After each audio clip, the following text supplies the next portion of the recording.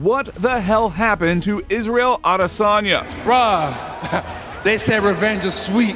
And if you know me, I got a sweet tooth. Right now. Mine. And feel this level of happiness as you rise. One time in your life, but I'm blessed to be able to feel this again and again and again and again and again. Once an unbeatable force, the Last Stylebender has now lost 4 of his last 8 fights. How did the king of the middleweight division stumble? And why have the fans started hating on the once beloved fighter? Do this for the people I love, and I'll fight for you forever, I swear to God. I'm a child of the earth, and when I take this bet, I'm taking it everywhere with me. You don't know anything about my story. You have no idea who the f I am. That's my story. History. Born in Lagos, Nigeria, Israel was the oldest of 5 children. His mother was a nurse and his father was an accountant. Though the family was financially secure, they decided to move to Ghana and eventually settled in New Zealand when Israel was a teenager. His parents wanted to give their children better opportunities, and New Zealand offered them just that. In New Zealand, young Israel was just another kid trying to fit in. It wasn't easy being the outsider, but that started to change when a friend introduced him to dancing. Israel had a natural talent for it and even performed a routine at a school talent show. That performance changed everything for him. Suddenly, he wasn't just the new kid anymore. He was the guy who could dance. This newfound confidence led him to form his own dance crew, which he called Broken Native. This phrase resonated so deeply with him that he actually has it tattooed across his chest along with a map of Africa. Israel's journey into the world of combat sports began with a fascination for martial arts movies. He was particularly inspired by the 2003 movie Ong Bak, which sparked his interest in Muay Thai. At 18, he started training seriously in Muay Thai, and his passion quickly grew. By 2010, Israel was ready to take a leap. He told his family he wanted to move to Auckland to pursue a career in fighting. Somehow learned, I'm pretty good at kicking ass, and yeah, here I am. His family wasn't entirely convinced at first and urged him to think it over. I really accept that our child should be a fighter. But after 2 weeks of careful consideration, Israel packed his bags and headed to Auckland. There he joined City Kickboxing, where he met the man who would become his head coach, Eugene Behrman. Their first encounter happened when Behrman agreed to corner Israel in an amateur MMA fight as a favor to a friend. Now that fight did not go Israel's way. He was taken down repeatedly. But instead of giving up, he dug in, determined to get better. People would just try and be mean to you for no reason, and I was like... He even slept at the gym between training sessions, showing his dedication to the craft. Although Israel had his sights set on becoming a UFC champion from the start, he knew he needed more experience. So he put his UFC dreams on hold and focused on kickboxing. He spent 8 months in China to sharpen his skills before returning to Auckland in 2014. That is when he started to make waves in the kickboxing world. Israel was something special in the ring. His fights were like something out of a video game, full of flashy moves and highlight reel moments. He was charismatic, confident, and most importantly, highly skilled. Over his kickboxing career, Israel built an impressive record of 75 wins and only 5 losses. He won 3 King of the Ring tournaments and even challenged for the Glory Middleweight Championship. Although he lost a few decisions, Israel was only ever stopped once in his last kickboxing fight by Alex Pereira, a name that would come back to haunt him later in his MMA career. As his kickboxing career was winding down, Israel was already laying the groundwork for his MMA career.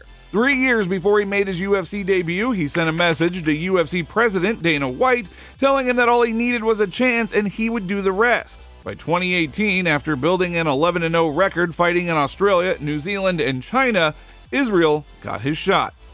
Israel made his UFC debut on February 11th, 2018, despite his pleased with his performance. His next fight was against Marvin Vettori, a much tougher opponent, and Israel won by a split decision. Down 2 rounds, and he needed this takedown. He did a good job. Not an easy fight, but a win is a win. Israel's 3rd UFC fight was a step up in competition. He faced Brad Tavares and put on a masterclass, winning all 5 rounds. He's only had 2 fights in the UFC, but he's a tough dude, man. I'm telling you, he's a tough dude. By his 4th fight of 2018, Israel was fighting on the main card at Madison Square Garden, one of the biggest stages in the sport. He knocked out Derek Brunson in the first round. Israel, you're skinny, bro. Hey, you better lift some weights, man. Win solidified his reputation as one of the sport's rising stars. Israel's next big moment came when he was booked to fight his idol, Anderson Silva, in the main event of UFC 234. The fight was originally supposed to be a title fight between Robert Whittaker and Kelvin Gastelum, but Whittaker had to pull out due to an injury. Israel stepped up and took on Silva in what was a changing of the guard moment. He won the fight and immediately called out Gastelum, setting up an interim title fight at UFC 236. The fight against Kelvin Gastelum was Israel's toughest yet. Now Adesanya throws some offense. Gastelum started strong, but as the fight went on, Israel found his rhythm. Kelvin's in trouble. In the final round, Israel put on a dominant performance, earning him a unanimous decision victory and the interim middleweight title. BDK, honestly, but I knew I was willing to give it all and leave it all in there. With the interim title in hand, Israel was set to face Robert Whittaker in a unification bout at UFC 243. You know, I've been working, I've been training. Side. It's 2 plates, 4 screws. So if he wants to target that, he can target that. The fight took place on October 6, 2019, in front of a record-breaking crowd at Marvel Stadium in Melbourne. Israel made a grand entrance with a choreographed dance, setting the stage for what was to come. In the fight, Israel's striking was on another level.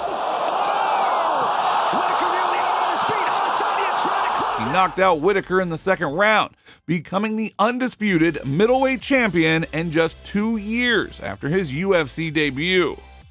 In 2020, Israel defended his title twice against some dangerous opponents. First, he took on Yoel Romero, a fight that did not live up to the hype. Romero refused to engage, and although Israel did enough to win, the fight was not well received by fans. But Israel quickly put that behind him with his next fight against Paulo Costa at UFC 253. Costa was undefeated and known for his aggressive style. Here is the undefeated Invicto, Paulo. But that played right into Israel's hands. Israel put on a striking clinic, using his counter-striking and range control to perfection. Costa couldn't get close, and Israel stopped him in the second round, retaining his title and extending his record to 20-0. After an unsuccessful attempt at becoming a double champ, Izzy continued cleaning house at middleweight, with 5 successful title defenses in total. And just when everyone thought Israel was on his way to surpass Anderson Silva to become the greatest middleweight champion of all time, the kryptonite to Izzy's Superman started his ascent through the middleweight division. It was Adesanya's boogeyman, Alex Pereira. This man is a monster with ridiculous power. A fighter who had already defeated Izzy twice in the kickboxing world. Oh my goodness! Pereira's landed some really good shots. To many, Pereira was the adversary who could crack the seemingly unbreakable Adesanya. So, at the end of the day, no one knows who the f he is, and he's gonna be that guy when I'm world champion, when I'm a legend. He's gonna be at some pub, talking some shit about, I beat that guy one time, trying to get a dick sucked from a crack whore or some shit. Anyone who wants to beat me should have done it yesterday, because every fucking day I'm getting better, man. I'm just like in the gym, working. Now, the rivalry did not start in the UFC. It began years earlier in the kickboxing ring. The first time Izzy and Pereira squared off was a technical showcase, both fighters displaying elite striking skills. In a closely contested match, Alex walked away with the win by decision, marking the first blemish on Adesanya's record against the Brazilian. A year later, in 2017, they met again, and this time Izzy was out for revenge. For the first 2 rounds, Adesanya looked sharp and dominant, even rocking Alex towards the end of the second round, nearly finishing the fight.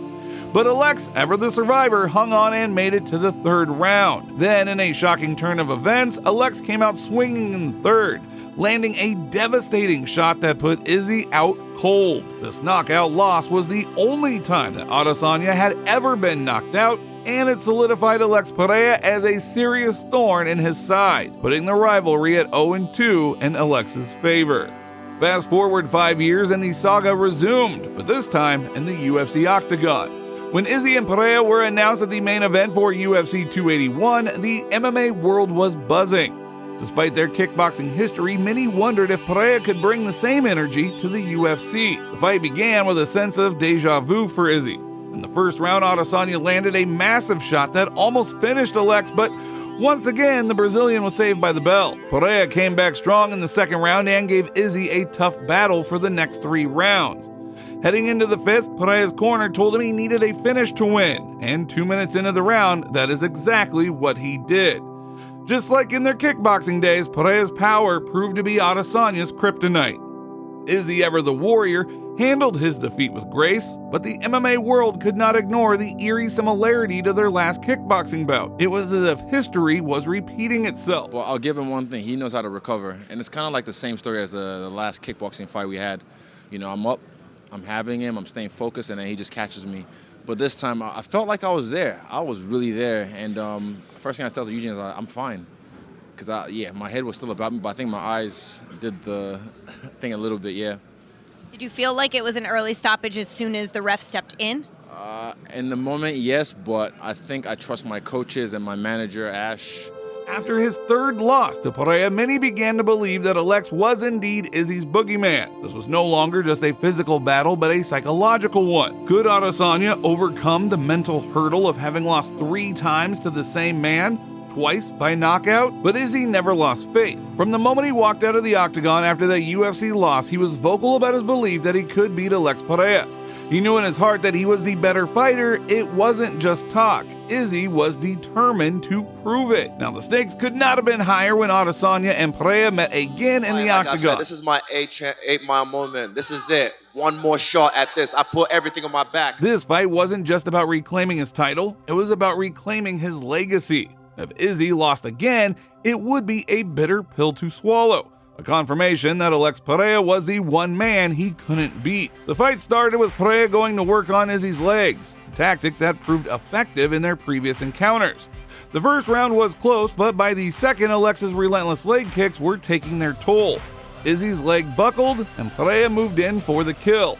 But in the chaos, Alex made one crucial mistake. He left himself wide open. Adesanya, with his back against the wall, found the opening that he needed. In a split second, Izzy landed a shot that turned the fight on its head, knocking Pereira out cold and proving all of his doubters wrong. Now, the victory wasn't just about physical skill. It was a test of Izzy's mental toughness. He faced down his boogeyman and came out on top, delivering a knockout and a celebration that will be remembered for years to come. Speaking of the celebration after the fight, Izzy could not resist a little payback. Years earlier, when Pereira knocked Izzy out in Brazil, Pereira's young son had entered the ring and mimicked Izzy's knockout by lying down next to him. Izzy, never one to forget a slight, sought out Pereira's son in the crowd after his UFC win and mimicked the same action, pointing at the boy and reminding him of what had just happened. Sort of motioned someone in the crowd. I'm petty, bro. I remember. So the first time he knocked me out in Brazil, his son came into the ring and then started to just lie dead next to me. And I'm like, you fucking asshole. I'll whoop your ass if your dad don't do it for you. Yeah, I looked for his kid and I pointed at him and I saw him and I was like, hey. Just to remind him. Now, it was a petty move, one that rubbed many people the wrong way. But as with many great stories, this one took an unexpected turn. Just when it seemed like Adesanya was back on top, ready to dominate the middleweight division once again, things did not go as planned. The victory over Pereira was sweet, but it did not signal a return to his previous dominance. It marked the beginning of a more challenging period in Izzy's career. Dricus Du Plessis. And I'm willing to die and take a life for this belt. Dricus Du Plessis, a South African mixed martial artist, burst onto the UFC scene, and some of his remarks caught Adesanya's attention. Dricus was vocal about his African roots, proudly claiming that he was the first real African champion in the UFC. He emphasized that he was trained, born, and bred in Africa, unlike some other African-born fighters who, according to him, had left the continent and trained elsewhere. They even hit a nerve with Izzy. As a Nigerian-born fighter who had moved to New Zealand, Adesanya took Dricus' words as a direct challenge to his identity. The tension was palpable, and it was only a matter of time before these two would face off in the octagon. When Dricus knocked out Whitaker to earn himself a shot at Izzy, the tension reached a boiling point. Izzy and Dricus got into each other's face and threw verbal jabs at each other. The verbal exchange was cringeworthy, and the backlash from the post-fight scrum was swift. Fans and fellow fighters took to social media to express their disappointment in Izzy's behavior.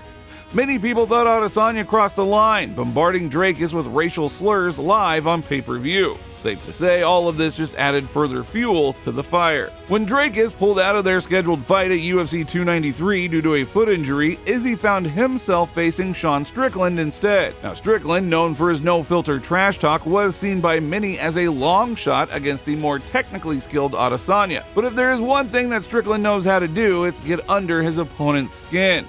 Strickland wasted no time in going after Izzy, dredging up old videos and making some wild claims.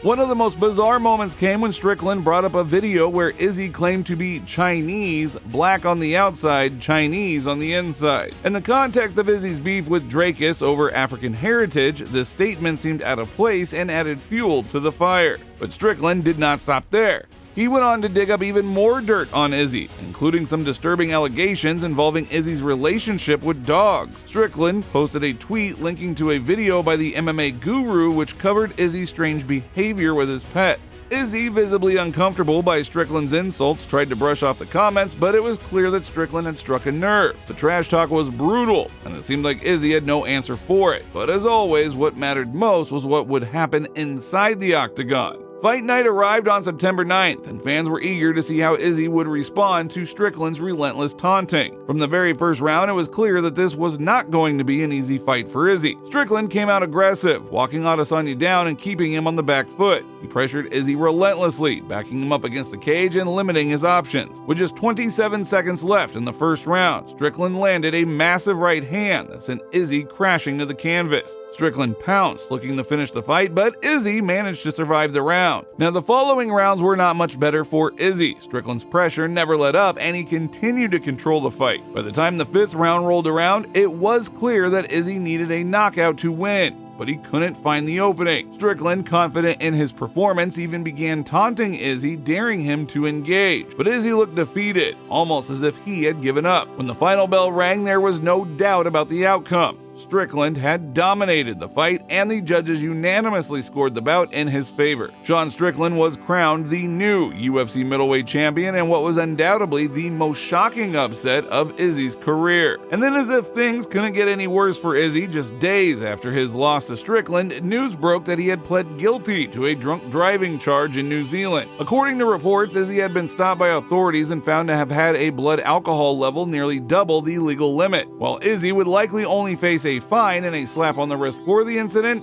the timing could not have been worse.